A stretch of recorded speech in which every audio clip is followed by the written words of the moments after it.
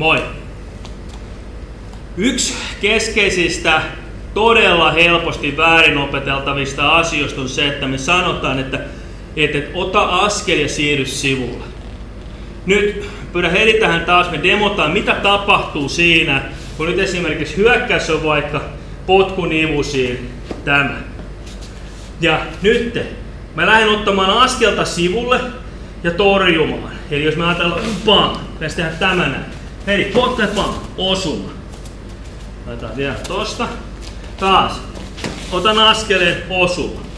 Katsotaan tollanen kulma. Näet ehkä vielä paremmin. Askel ja joka kerta osu.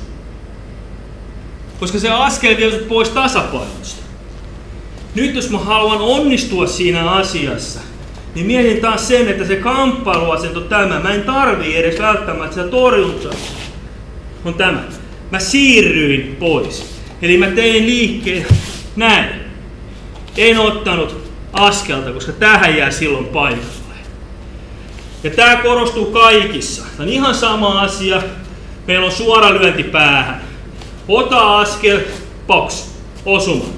Koska mä vein itseni just huonoon tasapainoon. Mä oon täällä, vaan mä siirryn, niin ollaankin taas ihan eri hommassa.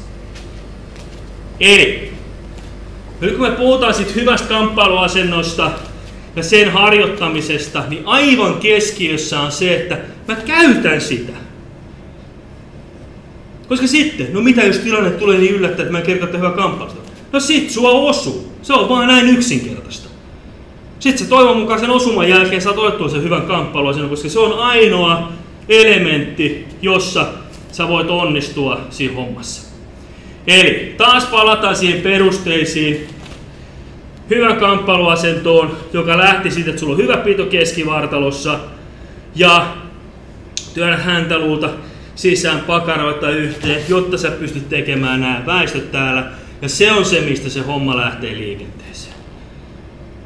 Meidän Krav Maga Online-alustalla tästä löytyy todella paljon asiaa, paljon harjoitteita. Mene ihmeessä tutustumaan kravmagaonline.fi. Sieltä löydät useampiin tekniikoihin todellakin käyttökelpoiset harjoitteet ja ne tavat, millä sä tulet hyväksi siinä hommassa. Nähdään siellä.